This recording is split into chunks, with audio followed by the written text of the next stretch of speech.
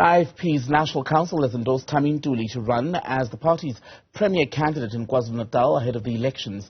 He will lead the IFP's charge in the province as it tries to wrestle control of the province back from the ANC, which has been leading things there since about 2004. Let's talk about this then with Thami Ntuli himself. A very good evening to you, sir. Good to have your time tonight. So you are officially the candidate of the IFP to take over the reins as premier should you be successful. Why do you think that you are the man who will be able to take the party over that line? Well, good evening to yourself and to your viewers. Well, first and foremost, one must say is humbled for the IFP leadership to see leadership that befit the premier leadership of the province of KwaZulu-Natal, understanding the challenges that the people of KwaZulu-Natal are faced with. And I think the decision which was made by the IFP is based on the track record of where I've been given an opportunity to serve as the mayor of Nkandla and also as the mayor of King Cetshwayo District municipality, including the chairperson of SALCA in the province of KwaZulu-Natal. The track record speaks for itself, which has made the IFP to have an understanding that I can be the game changer. I am a humble servant of the people. I serve people with, in fact, humbleness and respect and a sense of urgency, understanding the issues of the province of KwaZulu-Natal, because I understand all the corners of KwaZulu-Natal, the problems that people are faced with, and I do have the solution. The IFP has the solutions to the problem that the people are faced with. And is for that reason, I think the IFP was able to arrive at a decision that has suggested my name. And what would those solutions be? Because KwaZulu-Natal, like much of the country, is grappling with the very basics, right? People want municipalities that work. They want to feel safe. They want to drive on roads that are in good condition. They want to know that the people who are in charge are not stealing money that's meant for the benefit of the electorate. So how would you go about addressing those things specifically, and how would you make sure that by the end of your term there is significant enough change so that people can say that a vote for the IFP was not a wasted ballot? First and foremost, you know, while I was a mayor of Nkandla, a municipality, I served people of Nkandla with integrity. Hence, even during the time when the president of the Republic of South Africa coming from Nkandla, but the people of Nkandla kept on trusting the IFP because of what Umntwana wakapindangene in fact presented to the people of KwaZulu-Natal as in the legacy of good governance, which in fact as I subscribed to. Even in King Cetshwayo, since I arrived, the municipality has been receiving clean audit, which shows the integrity which in fact can bring hope and inspire the people of KwaZulu-Natal to a prosperous, in fact, a future for the sake of our children. We understand that we are faced with those challenges. While I'm serving as the chairperson of SALCA, there are the challenges, in fact, that we have been addressing. Hence, we have seen the number of the municipalities increasing that improved their performance in terms of the ages report, which in fact is evidence to that.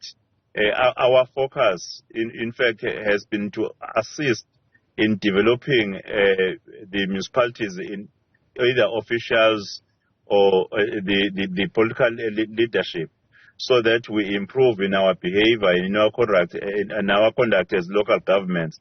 And hence, on the position of being the premier is the most strategic, because that one is much more resourced than the one of SALCA, because when you are the premier, you have a good budget, you have departments that are meant to work very well with municipalities, so that they ensure that people of KwaZulu-Natal are receiving services. In fact, it will also assist for myself to be the Premier of KwaZulu-Natal, with a background of local government, having been the chairperson of SALCA, that will assist, in fact, the issue of municipalities to be able to work with the provincial government, right, understanding the challenges which are there on the ground.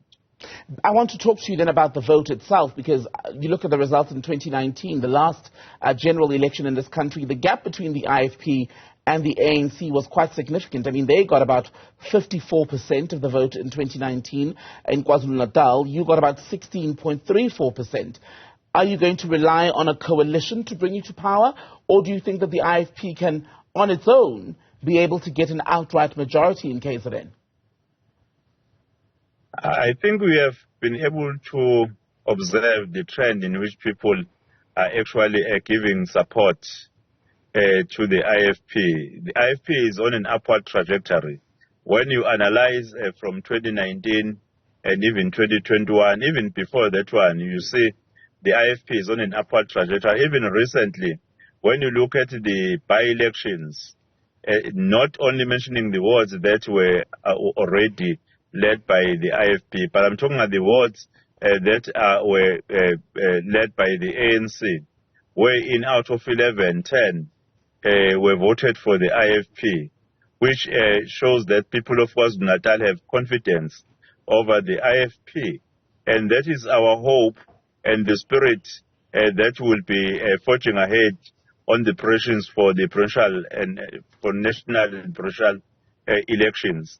That the people of KwaZulu-Natal will continue to trust the IFP, not for the promises, like everyone will make promises, but for the good track record of clean governance and being able to deliver services that even today you are able to point in the province of KwaZulu-Natal that we have school classrooms, schools, we have universities, that they are results of the government of the IFP. We had the premiers previously in the province of KwaZulu-Natal of the IFP, and not even a single.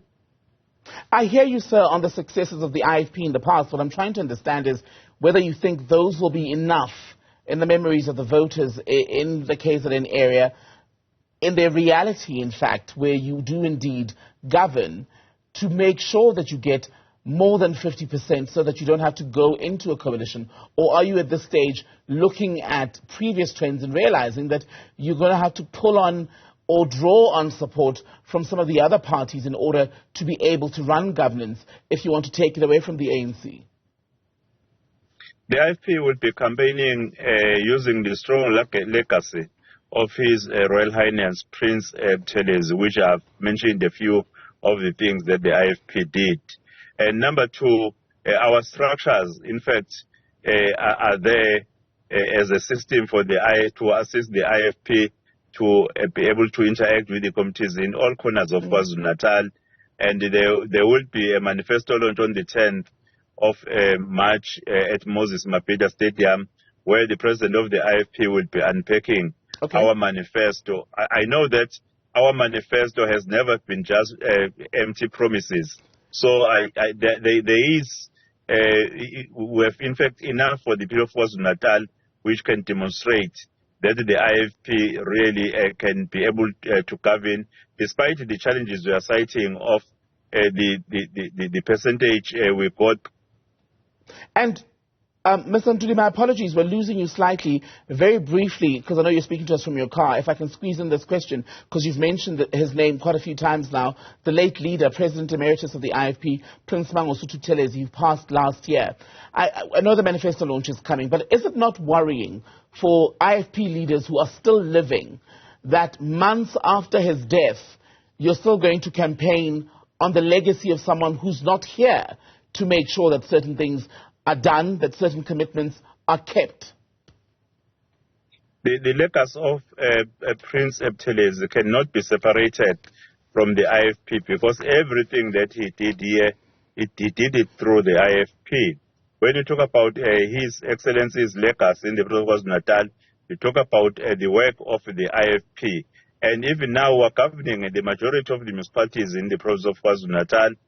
Though there could be challenges in one or two, but in most of the municipalities, the IFP is actually doing what the people of those municipalities are actually expecting, which in fact is one of the reasons as the IFP will be inviting the people of KwaZulu-Natal to continue trusting us, as they've already started showing that during the by-elections.